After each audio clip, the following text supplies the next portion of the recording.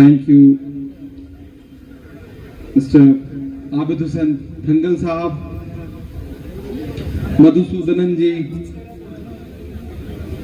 Convener mister Salam sahab, our state chairperson mister Zakir Hussain sahab, PK Brajesh ji, my friend Ahmed Shaju, and all the AICC office bearers, और मेरी आंखों के सामने बड़ी तादाद में यहां पर इकट्ठा यूडीएफ के चाहने वाले, मैं उर्दू हिंदी में बात करूंगा और मुझे पूरा यकीन है कि आप जरूर समझेंगे, क्योंकि मोहब्बत की कोई जबान नहीं होती। मुझे मलयालम नहीं आती तो क्या हुआ, मुझे मोहब्बत जरूर आती है। मैं पहली बार आपके बीच में आया हूं और पिछले 3-4 दिनों से इस पूरे रीजन में लोगों के बीच जा रहा हूं। आपके अपने चहेते कैंडिडेट एमएलए आबिद हुसैन थंगल साहब सिर्फ एक कैंडिडेट भर नहीं है, एक पॉलिटिशियन भर नहीं है, एक ऐसा एकेडमिक इंसान जो पॉलिटिक्स का हिस्सा बना है, तो पॉलिटिक्स को कुछ देने के लिए पॉलिटिक्स का हिस्सा बना है। पॉलिटिक्स से कुछ हासिल करना उसका मकसद नहीं है।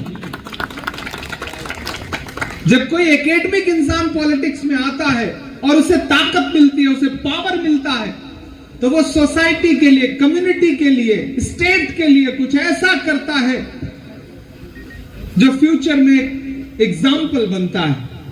मुझे पूरा यकीन है कि आने वाले दिनों में यहां यूडीएफ की सरकार बनने जा रही है, गवर्नमेंट बनने जा रही है, और आबिद हुसैन थंगल साहब सिर्फ एक ऑर्डिनरी एमएलए बन के नहीं रहेंगे, बल्कि इनका रोल और बड़ा होगा, काफी बड़ा होगा, बहुत बड़ा होगा। दोस्तों, मैं दिल्ली से आपके बीच में आया हूं, उत्तर प्रदेश का रहने वाला हूं, महाराष्ट्र से मेंबर ऑफ पार्लियामेंट हूं और केरला में खड़ा हूं। आपकी केरला की सरकार, जिधर जाइए बड़े बड़े बोर्ड लगे हैं, एक सिंगल चेहरा नजर आ रहा है पिनरई विजयन साहब का। ऐसा ही होता है जब हम दिल्ली में घूमते हैं तो एक सिंगल चेहरा नजर आता है नरेंद्र मोदी का। बड़ी सिमिलरिटी है दोनों में। ऐसा लगता है जैसे एक ही पीआर एजेंसी हायर की हो दोनों ने, एक जैसा पैटर्न। कुछ तो है जिसकी पर्दादारी है।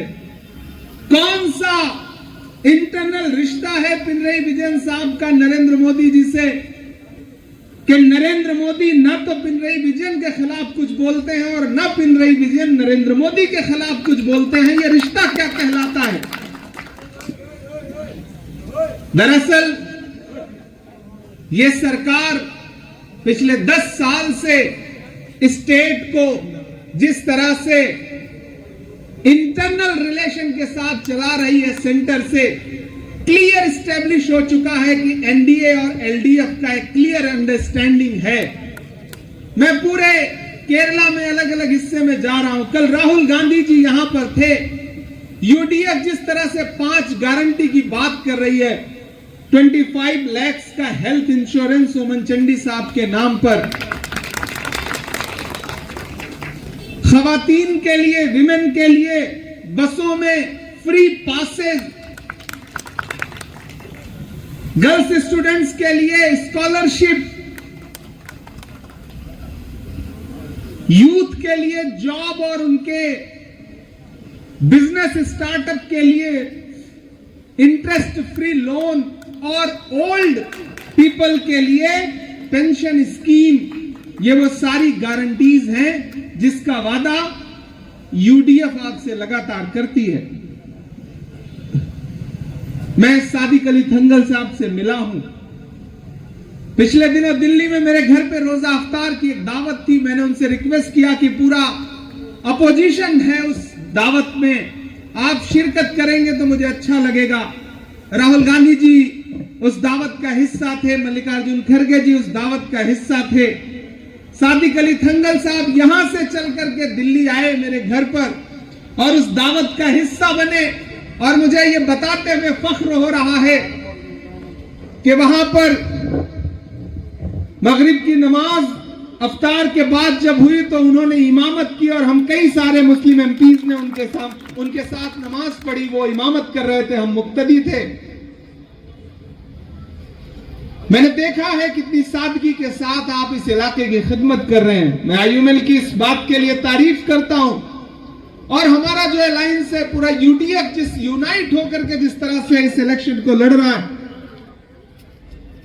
इधर पिनरई विजयन साहब के लिए मैं जहां भी जा रहा हूं, अभी हम लोग वंडूर में थे, जहां भी जाइए लोग सामने से पूछने लगते हैं स्वर्णम कट्टद आरप्पा। मैं थोड़ा थोड़ा मलयालम सीखने की कोशिश कर रहा हूं। स्वर्णम कट्टद आरप्पा, स्वर्णम कट्टद आरप्पा, ये बड़ी खूबसूरत लैंग्वेज है। ऐसे ही इलेक्शंस में आता रहा तो मुझे धीरे धीरे मलयालम आने लगेगी। और यहाँ का कल्चर, यहाँ का पहनावा, आप लोग इसे मुंडू बोलते हैं, हमारे यहाँ इसे लुंगी बोला जाता है। तो बिल्कुल ऐसा लगता है जैसे मैं अपने लोगों के बीच में खड़ा हूं। हमारे दादा, हमारे वालिद साहब, हमारे फादर सब इसी कल्चर से जुड़े हुए लोग हैं। और मैं शायर हूं, पोएट हूं, मेंबर ऑफ पार्लियामेंट बाद में हूं।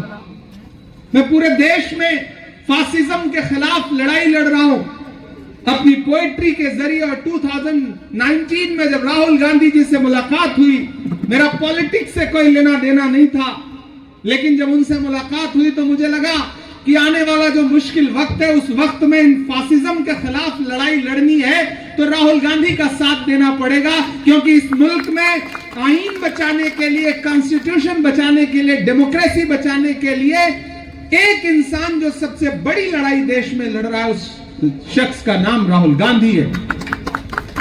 याद करिए, भारत जोड़ो यात्रा कन्याकुमारी से कश्मीर तक 4000 किलोमीटर पैदल चलते हुए राहुल गांधी, मैं उनके साथ चला हूं।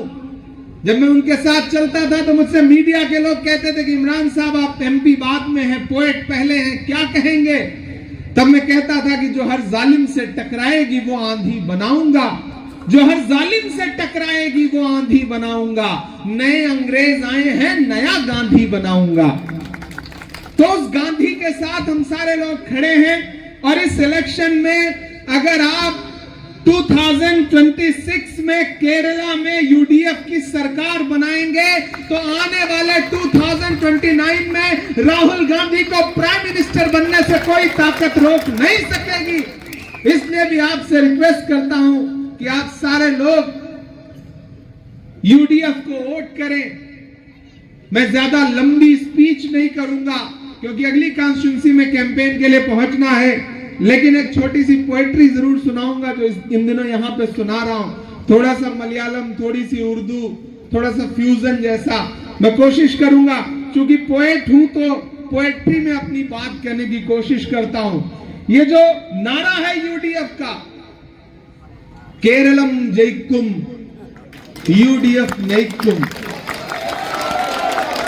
मैं इसको थोड़ी सी एक पोएट्री बना के सुनाता हूं आपको कि केरलम जयकुम यूडीएफ नयकुम, केरलम जयकुम यूडीएफ नयकुम, केरलम जयकुम।